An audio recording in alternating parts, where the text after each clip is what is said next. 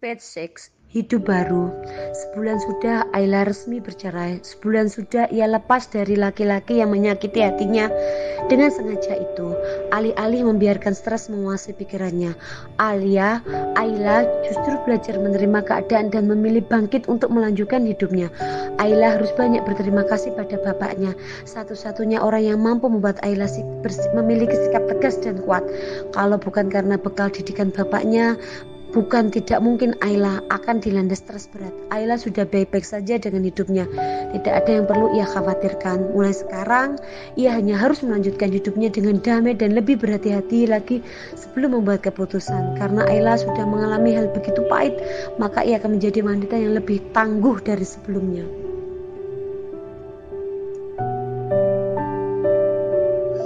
Saat hidup memberimu jalan yang sulit, itu bukan berarti kamu harus kalah dan menyerah begitu saja. Temukan jalan lain yang membuatmu bangkit. Jangan biarkan hidup mengendalikanmu, tapi kamulah yang harus mengendalikan hidupmu. Jika sebuah jalan terasa berat untuk dilalui, maka yang kamu butuhkan hanya mencari jalan lain. Ingatlah, ada banyak jalan di dunia ini. Untuk sampai pada tujuanmu, kamu harus mencari jalan terbaik dengan sabar.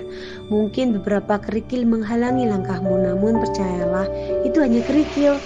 Yang harus kamu lakukan adalah menendangnya kuat-kuat dan kembali melanjutkan langkahmu. Sama halnya dengan Ayla, wanita muda itu hanya butuh waktu sebentar untuk menyingkirkan kerikil dalam hidupnya. Tak sampai 1 bulan, ia pastikan kalau hatinya sudah sembuh. Kalau kata anak muda, Ayla sudah move on. Aku senang banget loh Ayla balik lagi ke sini. Iyalah, kamu senang tugas kamu buat ngajar anak-anak di sini jadi enteng, Kak.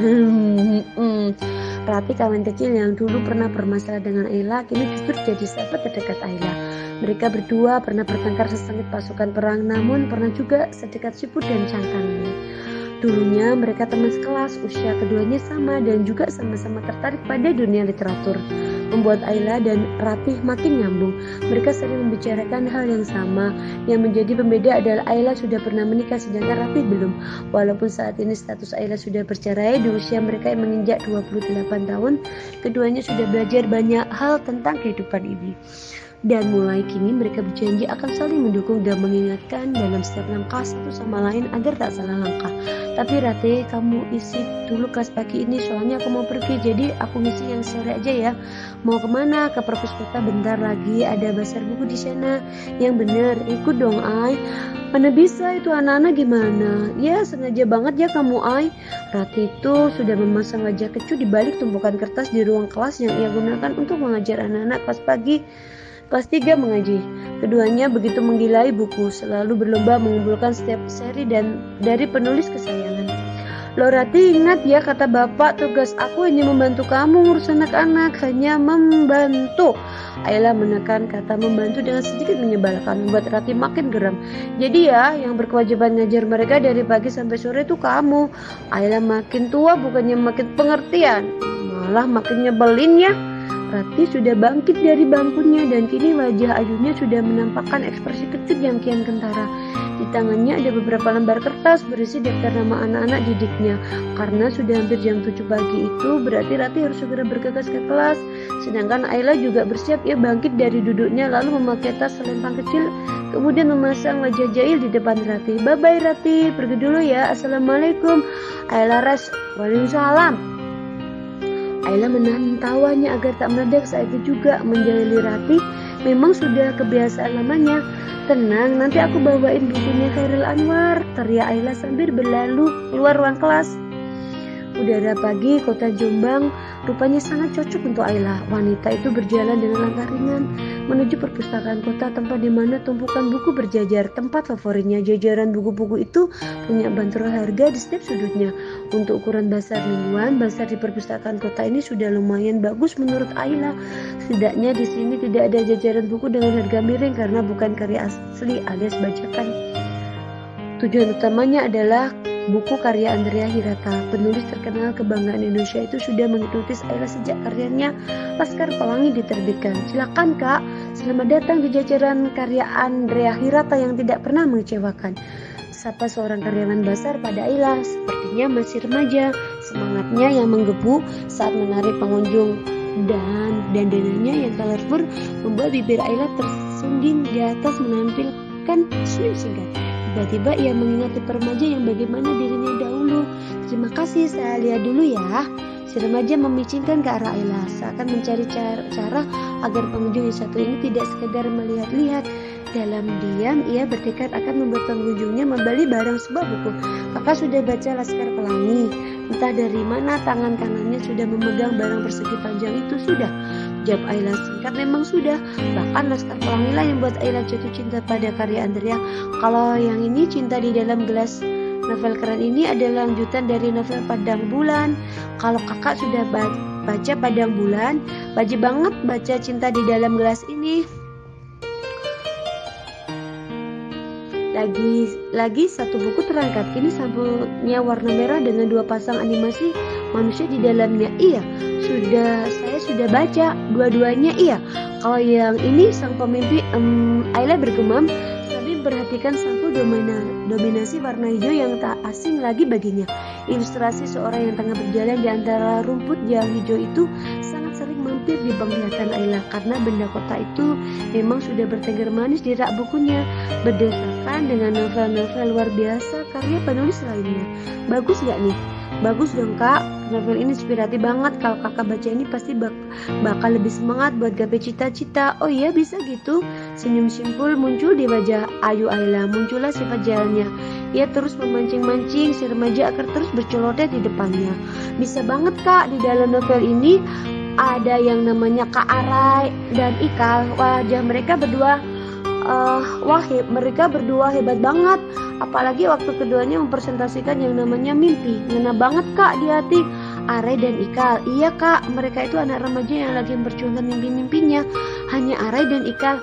Ada banyak lah kak tokoh yang lain, tapi yang paling keren itu Arai dan Ikal. Paling keren menurut siapa dulu nih menurut kamu? Bukan cuma aku aja kak, semua yang udah baca ini buku juga pasti setuju kalau karakter Arai dan Ikal yang paling keren. Jadi kakak harus banget beli ini buku dan buktikan sendiri, oke? Jimbron juga keren. Hah? Si karyawan terdiam, mukanya mencoba menerka apa itu Jimbron. Kepalanya memiring seolah posisi itu bisa memberi sebuah jawaban. Jimbron siapa kak? Ayla tersenyum mendengar respon si remaja. Jimbron adalah salah satu tokoh dalam novel yang tengah mereka bicarakan. Memang bukan tokoh utama, namun karakter Jimbron juga memegang peran penting dalam alur cerita novel Sang Pemimpi. Kamu beneran udah baca? Ayla mengambil novel dengan sampul dominan hijau itu dari tangan si karyawan. Di dalam novel ini ada 3 tokoh penting, bukan hanya Arai dan Ikal saja, tapi juga Jimbron. Bukan cuma Arai dan Ikal saja yang keren, Jimbron juga keren, kata Ayla sambil meletakkan kembali novel itu ke dalam jajarannya.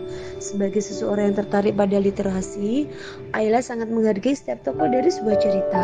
Tokoh figuran sekalipun pasti punya peran penting dalam sebuah cerita. Karenanya tadi jiwa apresiasi terhadap literatur Ayla sedikit terusik.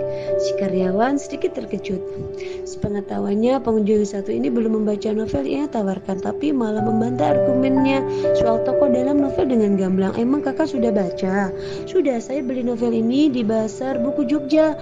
Saat itu karyawan Pasar menawarkan ke saya dengan begitu luar biasa. Dia tonjolkan keunikan setiap karakternya hanya dengan satu kata. Semua karakter, bahkan karakter tambahan. Karena itu saya jadi tertarik buat beli. Mata Ayla terlihat mengatakan dengan penuh ketegasan, secara tidak langsung mengisyaratkan bahwa si remaja karyawan Pasar harus lebih profesional lagi dalam melayani pengunjung. Bukan hanya fokus pada bertingkah ramah dan so asik di depan pengunjung, tapi juga harus paham isi buku yang ia tawarkan. Dan yang lebih penting, ia harus menghargai buku karya seorang penulis yang tengah ia jual itu. Namun jika dilihat lebih dekat lagi, mata Ayla juga menyorotkan kesedihan. Kurang lebih setahun yang lalu ia pergi ke Pasar yang ia maksud ditemani dengan Bumi, suaminya, atau lebih tepatnya mantan suami Ayla. Tangannya menepis kelebat bayangan tentang si suami yang muncul tanpa tahu malu. Kak, kayaknya saya harus pindah ke sana deh. Permisi ya, permisi. Si karyawan pamit dari hadapan Ayla dengan sedikit tergesa. Ia berjalan menuju lokasi yang ia sebut tengah ramai. Entahlah ramai seperti apa yang ia maksud. Yang Ayla lihat hanyalah segelintir manusia yang tengah asik dengan dunia mereka sendiri. Silakan Kak, selamat datang di jajaran karya Dewi Lestari yang tidak pernah mengecewakan. Ayla tersenyum mendengar cara karyawan Bazar itu menyapa pengunjung lain, persis sama dengan kalimat yang gunakan saat menyambut Ayla, dengan nada penuh semangat dan sedikit sikap so akrab pada pengunjung. Udah template-nya begitu kali ya. Ayla beralih dari jajaran karya Andrea yang tidak pernah mengecewakan itu ke arah kamar mandi. Mungkin sedikit membasuh mukanya bisa mengembalikan mood Ayla yang sedikit tersentil oleh si karyawan remaja tadi. Dinginnya air perpustakaan kota mampu memperbaiki mood Ayla. Ia basuh wajahnya berkali-kali dan berkali-kali pula dirinya tersenyum merasakan sejuknya air bening itu. Sebuah tubuh kecil menubruk kakinya di bawah sana. Au, sakit! Rengek seorang anak kecil sembari memegangi kepalanya yang sedang tidak sengaja menubruk kaki Ayla. Spontan Ayla langsung menunduk menyentuh kepala si anak. Kamu gak apa-apa, sakit tante. Bocah perempuan sekitar 4 tahun itu hampir menangis di depan Ayla. Wajahnya memerah dan matanya sedikit berair. Ayla gemas sekali, apalagi saat bibir mungilnya mengerucut mencoba mengekspresikan betapa sakit kepalanya. Sini coba lihat tante ya. Tante lihat mana kepalanya. Dengan patuh si anak mengarahkan ujung kepalanya untuk diusap oleh Ayla. Tak ketinggalan bibirnya yang kian mengerucut sembari Ayla menggerakkan tangannya. Kamu lucu sekali, jangan nangis ya. Tuh anak pintar. Si kecil mengangguk sebagai tanda setuju tidak akan nangis. Namanya siapa nak? Namanya Kila. Dengan susah payah si kecil mengucap namanya karena lidahnya terbelit-belit saat mengucap huruf R. Lucu sekali, Kirala. Bukan tante. Anak itu menggeleng heboh. Tak terima namanya salah eja. Ia melihat sekeliling mencari apapun yang bisa membantunya menjelaskan siapa namanya pada tante cantik di depannya. Ki pakai L, pakai RLE, pakai ini tante lihat ya. Si kecil melepaskan tangan Ayla dari kepalanya. Sepertinya ia sudah lupa rasa sakit yang punya karena menabrak kaki Ayla tadi. Ia mengarahkan jari telunjuk mungilnya ke arah tembok kamar mandi. Seperti ini tante, seperti ini. Seperti ini Kila pakai LLL. Telunjuk mungilnya menggambarkan L kecil di tembok kamar mandi yang Ayla lihat mirip huruf T. Haruskah Ayla menggodanya lagi? Tidak, sepertinya bukan ide yang bagus terus-terusan menggoda anak kecil.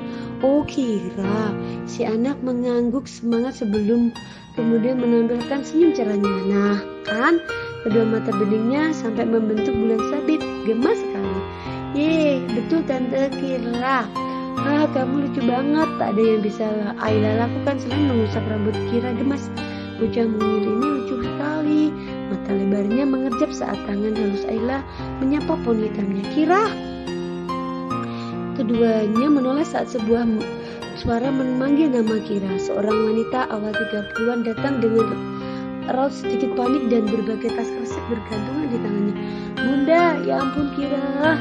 Bunda bilang jangan sembunyi. Kita main petak umpetnya di rumah aja ya, jangan di sini. Bunda Kira beralih menatap Ayla yang tangannya masih bertengger di kepala Ayla. Aduh maaf ya mbak, ini anak saya suka sembunyi, katanya main petak umpet. Saya kan jadi panik ya mbak, aduh untuk ketemu. Oh begitu pantas dia lari-lari mbak. Ayla kemudian berjongkok menjajarkan dirinya dengan tubuh kecil Kira. Anak manis dengerin kata bundanya ya, kalau Kira main petak umpet di rumah saja. Kalau di sini ramai nanti bundanya pusing cari-cari Kira, oke? Mata Kira kembali mengerjap lucu mencoba memproses nasihat Ayla. Apalagi usapan halus dari Ayla di atas tangan Kira terasa begitu lembut, membuat si anak seperti terhipnotis menganggukkan kepalanya. Bahkan sang bunda itu takjub melihat putrinya mengangguk patuh pada mbak-mbak di depannya ini. Oke tante, tadi Kira cuma bosan sedikit kok. Nah anak pintar, sekarang itu bundanya dibantu bawa kresek-kreseknya. Lagi-lagi si kecil mengangguk patuh, kemudian berjalan menuju bundanya dan tangan mulanya berusaha mengambil alih kresek yang menggantung di tangan sang bunda. Sini bunda, Kila bantu ya. Sang bunda memberikan sebuah kresek kecil untuk Kira. Kemudian perhatikan sang putri yang jalan bisa ke sampingnya sambil menggenggam erat tas kresek hitam itu sampai berkerut. Bunda Kira melirik ke Ayla dengan tatapan takjub seolah mengatakan, loh kok nurut? Yang kemudian dibalas dengan gayangan kecil oleh Ayla menandakan, saya juga nggak tahu. Kemudian keduanya serta bersamaan merasa heran dengan tingkah Kira yang tak yang tak mau menurut saat bundanya berkali-kali menasihati, namun malah menuruti omongan orang asing seperti Ayla yang baru saja bertemu dengannya. Kepala Kira terangkat menatap dua wanita dewasa itu bergantian dengan tatapan bingung. Ia menoleh ke kanan ke kiri bergantian namun masih tak mendapat jawaban kenapa dua orang itu tetap bersama-sama. Kenapa tertawa Bunda? Gak apa-apa, tadi ada anak lucu banget Bunda jadi ketawa. Mana Bunda? Tadi dia di situ, sekarang dia udah pergi. Dia sudah mau pergi. Ayo Kira, pamit sama tante, kita pulang ya. Fokus Kira beralih pada Ayla. Tangan kecilnya terulur minta dijabat. Ayla yang sengaja tidak segera meraih tangan Kira menahan tawa. Rupanya Ayla masih betah menggoda gadis kecil ini. Tante Kila mau salim. Kenapa Kira harus salim sama tante? Karena Kila mau pulang, kata Bunda. Kalau mau pulang harus salim dulu. Gemas rasanya Ayla tak mau menyambut uluran tangan Kira agar si anak tidak bisa salim dan tak mau pulang. Tapi tak pantas rasanya jika Ayla mengulur waktu lagi. Melihat sang bunda sudah kewalahan dengan barang bawaan mereka, tangan Ayla terulur menyambut tangan mungil Kira. Kira mencium punggung tangan Ayla sambil pamit pulang. Kila pulang dulu. Iya nak, hati-hati ya.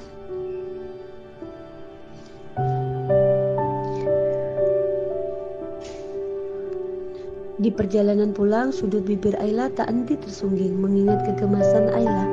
Ia berjalan kaki lagi menyusuri jalanan kota Jombang yang sudah mulai panas. Di tangan kanan Ayla sudah ada beberapa buah buku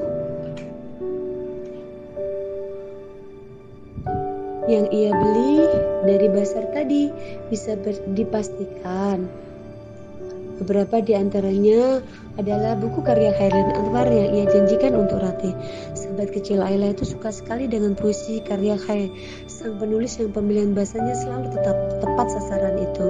Kok panas, istirahat dulu aja kali ya. Tunggu ibu pernah bilang ada jus enak di sekitar sini.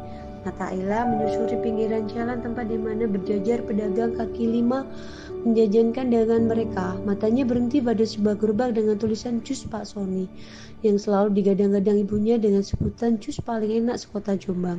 Oke ibu, biar Ayla buktikan seenak apa jus Pak Sony. Ayla menghampiri gerobak Pak Sony dengan bersemangat. Gerobak warna hijau dengan tulisan kontras warna oranye membuat Ayla berkomentar. Siang Pak Sony, saya mau jus melon dong Pak, satu. Siap Mbak, mau pakai susu atau creamer susu aja Pak? Oke, ditunggu ya Mbak. Dengan singkatan tangan yang sudah mulai keriput itu memotong buah melon segar di bawah terik matahari Jombang yang sudah mulai panas. Mbak, Pak Sony berdialog dengan Ayla agar Ayla tak bosan menunggu pesanannya. Sebuah pelayanan yang baik, saya sepertinya kok gak asing sama Mbak, kayak pernah lihat gitu. Oh iya, di mana Pak? Ini pertama kalinya saya kesini Mbak. Pertama kali, terus saya lihatnya di mana ya Mbak? Oh, saya juga nggak tahu dong Pak. Si bapak ikut tertawa sambil mulai memotong buah melon dan masuk ke dalam blender. Tapi saya sering lihat, pokoknya Mbak, aduh lupa, maklum bapak udah tua. Mungkin yang bapak lihat ibu saya, beliau sering kesini. Apa iya? Siapa namanya ibunya? Bu Iva Pak. Si bapak selesai menuang jus ke dalam cup plastik dan hendak menancapkan sedotan hitam, tapi terhenti malah memperhatikan wajah Ayla baik-baik sebelum akhirnya tersenyum puas. Oh ya Allah, bener-bener Bu Iva, astagfirullah, bapak lupa. Padahal Bu Iva itu sering banget kesini, bener loh, mirip, Masya Allah. Beneran mirip ya Pak? Tangan Ayla menyambut cup plastik isi jus melon segar itu. Mirip banget Mbak, kayak versi mudanya Bu Iva, sama-sama cantik. Alhamdulillah ibu di rumah sering banget promosiin jusnya Pak Sony loh. Kata ibu jus Pak Sony paling enak sekota Jombang. Aduh bisa aja Bu Iva, tapi memang enak loh Pak. Tuh buahnya masih seger-seger. Alhamdulillah Mbak, selamat menikmati dulu. Bapak lanjut ngeblender lagi. Iya Pak, silakan. Saat Ayla membuktikan keenakan jus Pak Sony, buahnya memang masih segar dan pembuatannya pun cukup higienis menurut Ayla. Jusnya kental dan rasa manisnya pas, tidak terlalu manis sampai membuat enak. Lumayan sejauh ini. Ayla setuju dengan pendapat sang ibu. Ia minum 3 teguk dan merasakan kesegaran buah melon mengalir tenggorokannya. Namun siapa sangka di tegukan keempat ia seolah merasakan gejala aneh di perutnya. Semua makanan dan minuman yang ia makan tadi rasanya ingin keluar. Ayla ingin muntah. Ya Allah, ini kenapa? Ia tutup mulutnya agar tidak keluar muntahan di depan berdagang Pak Sony pasti akan sangat memalukan dan menyinggung perasaan sekali.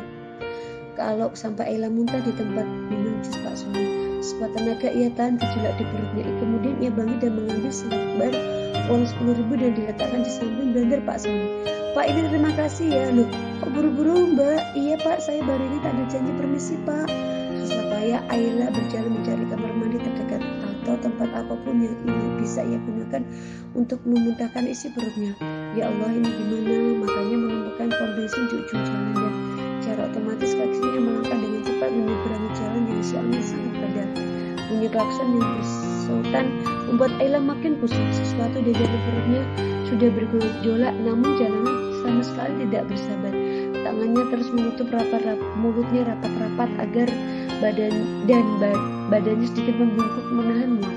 Ayla sudah tidak peduli lagi dengan tatapan aneh orang-orang di sekelilingnya.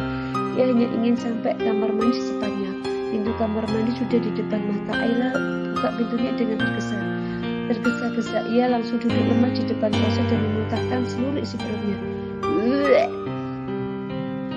Ayla sudah masa bodoh dengan suaranya yang kelewat kencang atau apapun yang ia ingin hanya memuntahkan isi perutnya. 15 menit berkutat dengan dirinya di kamar mandi. Akhirnya Ayla keluar dengan baju sedikit basah karena cipratan air di sana. Halo Ratih. Iya Ay, lagi sibuk banget enggak sih, tolong jemput dong di pom dekat pasar kuliner. Tiba-tiba aku bosan banget. Loh kok bisa, nggak tahu tiba-tiba banget.